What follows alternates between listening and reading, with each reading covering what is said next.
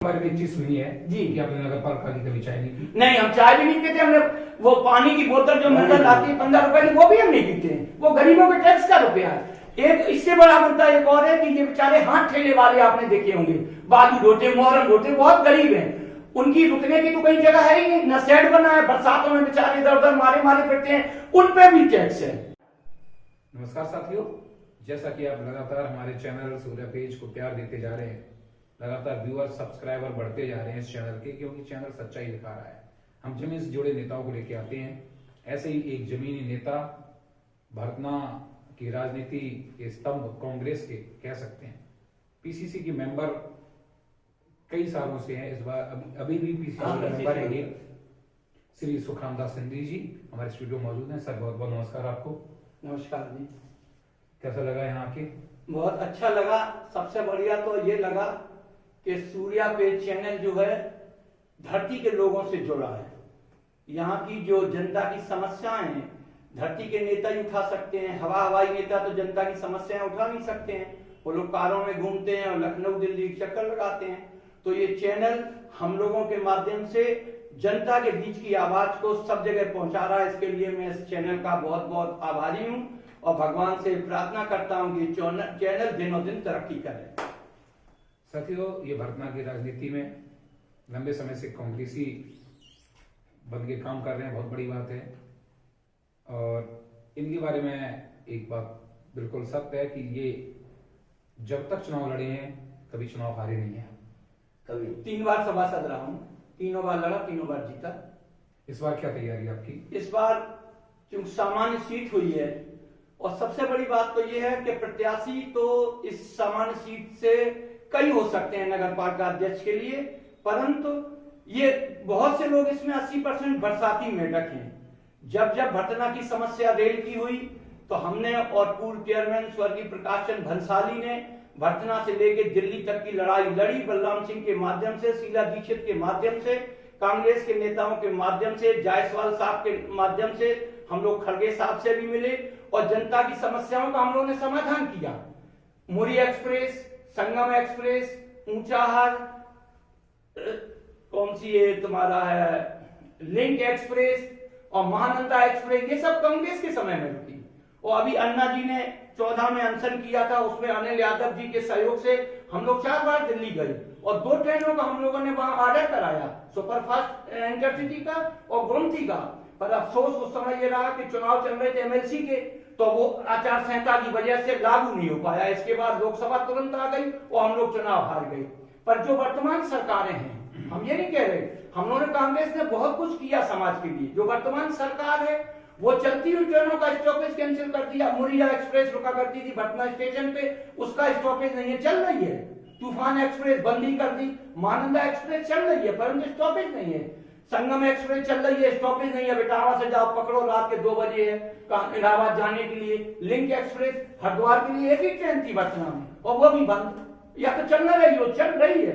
पर भारतीय जनता पार्टी बड़े आदमियों की पार्टी है, वो गरीबों के, मीडियम क्लास के लोगों के लिए कतई नहीं है, उनके हित में है ही नहीं। अगर होती तो चलती हुई ट्रेनों का स्टॉपेज क्यों बंद कर देती वर्तना के लिए। और इससे भी बड़ी बात, जो 60 साल के लोगों को सुविधाएं मिल रही थी, लेडीज को, पुरुष को, वो भी सब बंद कर दी। अच्छा, 60 साल के ऊपर के लोग कितनी यात्राएं करते हैं, नाम मात्र की यात्राएं करते हैं, पर वो भी इन लोगों ने बंद कर दी। तो अफसोस की बात यह है कि नहीं, तो हम ये कह रहे हैं कि जो वर्तमान सरकार है, अभी हम लोग तो कांग्रेसी हैं, धरती के लोग हैं, आजादी की लड़ाई हमारे नेतृत्व में लड़ेगी, देश के लोगों ने हम लोगों का साथ दिया। इन लोगों का कोई योगदान नहीं है आजादी की लड़ाई में, ना आरएसएस का। 1925 में आरएसएस बनी पर देश में कोई योगदान नहीं रहा। आजादी की लड़ाई में गांधी जी ने जब 1942 में कहा करो या मरो, तभी अंग्रेजों का साथ देते थे हिंदू महासभा के नाम से। तो आजादी की लड़ाई देखिए, अभी चीन ने तवांग में लड़ाई हुई, पर 9 तारीख की लड़ाई है, 12 तारीख को पेपर के माध्यम से देश ने जाना। लोकसभा चल रही थी, इन लोगों को बयान देना चाहिए था, प्रधानमंत्री को, रक्षा मंत्री को बयान देना चाहिए था कि ऐसे ऐसे चीनी सैनिकों से झड़प हुई। पर हमारे पार्टी के नेता जब राहुल गांधी जी बोलते हैं तो इन लोगों को बुरा लगता है। ये लोग नाना तक चले जाते हैं कि तुम्हारे नाना के समय में कब्जा हुआ, उस समय देश आजाद हुआ था। अब तो हम लोग सक्षम है। नेहरू जी ने देश की नींव इतनी मजबूत रख दी, बड़ी बड़ी फैक्ट्रियां लगा के, बड़े बड़े बांध लगा के, बांध बना के, आईआईटी खोल के, आईआईएम खोल के, कोई नहीं कर सकता। सुषमा स्वराज इनकी नेता थी, यूएनओ में बोलती थी देश में आईआईटी है, तो आईआईटी कांग्रेस ने खोली। कांग्रेस ने जितना अच्छा देश के लिए कर दिया कोई नहीं करेगा। हम लोग घटना कस्बे के लिए हमारे भूलेपाल जी सभासद रहे, हमारे साथ आलोक शर्मा रहे और हम लोग यहाँ सदैव संघर्ष करते रहे। भरतपुर नगर पालिका के लिए मुद्दे क्या है आपके? मुद्दे देखिए, सबसे बड़ी बात एक कठिनाई ये है, दो बातें बहुत खराब है। एक तो ये है जैसे आपके घर में पानी का कनेक्शन नहीं है और आपके घर से 100 मीटर के रेडियस में भी पानी की लाइन गई है तो आप पे वाटर टैक्स लगता है। ये तो हम कहेंगे जलिया टैक्स है, क्रूड टैक्स है। ये क्यों? जब हम पानी का इस्तेमाल एक बूंद नहीं कर रहे तो टैक्स का है बात का। वो हाउस टैक्स का 1.5 गुना लेते हैं, यानी अगर आप पे हाउस टैक्स 400 रुपया है तो 600 रुपया साल में वाटर टैक्स लगेगा, जो गलत है। कनेक्शन है या फिर नहीं उसका कोई मतलब नहीं, कनेक्शन है तब तो वाटर कॉस्ट आप पे लगेगी। आपने पानी का इस्तेमाल किया है, कनेक्शन है तो आप पे वाटर कॉस्ट लगेगी। पर जब हमने इस्तेमाल ही नहीं किया, हमारे यहाँ है ही नहीं कनेक्शन, तो वाटर टैक्स नहीं लगना चाहिए। और गरीब आदमी बेचारा पानी कनेक्शन लेता नहीं है, उस पर टैक्स ये भरता चला जाता है। उससे दिक्कत क्या होती है, जैसे आपके यहाँ किसी के यहाँ कोई मौत हो जाती है, जब वो नगर पालिका जाता है मृत्यु दर्ज कराने के लिए तो वो कहते हैं साहब पे टैक्स बकाया है, बिना टैक्स जमा किए मृत्यु आपकी दर्ज नहीं कर सकते। संवेदनशील नहीं है नगर पालिका। भाई उसके यहाँ तो मौत हो गई और आप उससे 10,000 है 12,000 जो बकाया टैक्स है। अगर आपको मौका मिलता है जी तो आप क्या करेंगे? नहीं, ये हम समझते हैं। ये देखिए, वाटर टैक्स प्रदेश सरकार हटा सकती है और कांग्रेस की सरकार 32 साल से नहीं है, 89 के बाद से हमारी सरकार नहीं है यूपी में, और ये सबसे खराब टैक्स है। इसकी बहुत बड़ा वो पर तो एक जन आंदोलन करने की तैयारी आपकी? नहीं, हमने पहले भी कई बार अखबारों में निकाला वाटर टैक्स के ऊपर। हमें सबसे बढ़िया हम धन्यवाद देंगे अखबार वालों को, दैनिक जागरण, राष्ट्रीय सहारा, अमर उजाला और तुम्हारे हिंदुस्तान और आपके चैनल के माध्यम से भी हम आए। मतलब ये सब गलत चीजें हैं, इसका हम विरोध करेंगे जाके लखनऊ तक कि जब हमने पानी का कनेक्शन नहीं लिया है तो हम पर टैक्स नहीं लगना चाहिए। और दूसरी बात, नगर पालिका संवेदनशील नहीं है। मृत हो जाए तो आप कहते हैं पिछला टैक्स जमा करो तब हम आपकी दर्ज करेंगे। उसके यहाँ तो मौत हो गई है, जवान बेटा या औरत चलेगी, कोई चलेगी, तो ये संवेदनशील होना चाहिए नगर पालिका को। पटना की नगर पालिका नहीं, सब जगह यही हालत है यूपी की। अगर आपको मौका मिल गया, जी आप चेयरमैन बन गए पटना, जी, तो 3 काम बनाओ जो आप करना चाहेंगे। एक तो हम ये चाहेंगे वाटर टैक्स का सबसे बड़ा काम है जो पटना के लिए, और दूसरा हमने आपको ये बताया जो पॉइंट है संवेदनशील होना चाहिए नगर पालिका को। तीसरा है गरीबों की बस्तियों में नल लगे हैं, हैंडपंप जब खराब हो जाते हैं ये कहते हैं रीबोर के लिए हमने टावर लिख दिया, और 2-2 साल हो जाते हैं रीबोर ही नहीं होता। जब नहीं होगा तो गरीब आदमी पानी कहां से भरेगा? तो ये सिस्टम भी बंद होना चाहिए। ये तीनों मुद्दे लेके आप जनता के बीच में चुनाव जाएंगे। गरीबों के घरों में हैंडपंप जो बगल अगल में लगे हुए हैं वो बिल्कुल सूखे पड़े रहते हैं, सालों सूखे पड़े रहते हैं। वो कहते हैं रीबोर के लिए लिख दिया। अरे रीबोर इटावा से थोड़ी होगा, रीबोर नगर पालिका को प्रयास करके करना चाहिए। बड़े बड़े ताकतवर प्रत्याशी आपके सामने आएंगे। नहीं, ताकतवर तो सर जनता होती है। जनता, हम नगर पालिका में सभासद भी रहे, 1,000 रुपया मासिक भत्ता मिलता था, हम नहीं लेते थे। जब हम भत्ता ले लेंगे तो नगर पालिका के खिलाफ कैसे बोलेंगे? उन पर भी टैक्स लगता है, वो भी हटवाएंगे। भाई काय का टैक्स? आप या तो उन्हें सेट बना के रुकने की जगह दीजिए। सारे टैक्स आप हटवा दोगे नगर पालिका? नहीं, सारे टैक्स हमने कोई नहीं कहा। हमने यही कहा ना कि जो गरीब ठेले वाले हैं वो बालू ढोए, मोरम ढोए, तुम्हारा सामान ढोए, स्टेशन से सामान ले आए, उन पर जो टैक्स लगता है साल में एक बार, वो नहीं लगना चाहिए। सुना जा रहा अभी नगर पालिका भी घाटे में चल रही है। नहीं, देखिए नगर पालिका में घाटा तो इसलिए है कि चुंगी जब हटाई थी माननीय मुलायम सिंह जी ने, स्वर्गीय मुलायम सिंह जी ने, उस समय के बाद व्यवस्था खराब हुई, पर गवर्नमेंट पूरा तनख्वाह देती है।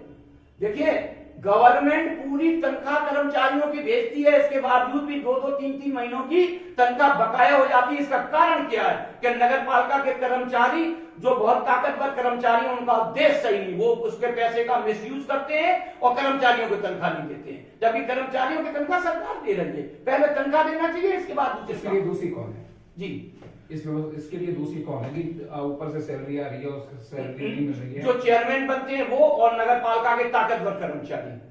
अच्छा, कर्मचारियों में भी 2 समूह हैं, एक ताकतवर है, एक हाँ गरीब है, एक कमजोर है। जैसे सफाई कर्मचारी है, बहुत कमजोर है।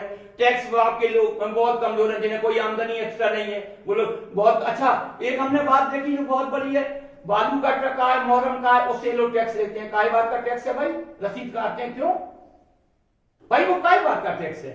जबरदस्ती लेते हैं, नहीं दोगे तो उसको दोन थप्पड़ दिखाते हैं, वो बाहर आदमी 150 रुपए कटा के चला जाता है। ये भी नहीं होना चाहिए, ये भी गलत है। हम इसका विरोध करते हैं और करेंगे। हमने आपके बारे में 1 मिनट सर, मैंने आपको देखा है जी, इतनी बड़ी एज में भी आप नए लड़कों के साथ वॉलीबॉल खेलते हैं। जी जी जी। जी तो ये नए लड़कों को आप जो टच करते हैं जी। पूरे भरना के नए लड़कों को टच करने की जरूरत है आपको, नहीं। ये क्या तैयारी है? नहीं भाई, हम करते हैं और हम वॉलीबॉल टूर्नामेंट भी कराते हैं हर साल प्रदेश स्तर का। तो नगर पालिका के अंदर नए बच्चों को कैसे आप टच करोगी? नहीं, आपके साथ जुड़ के काम करें। नहीं, हमारे साथ देखिए, हम बच्चों को ज्यादा दिक्कत में नहीं फंसाएंगे।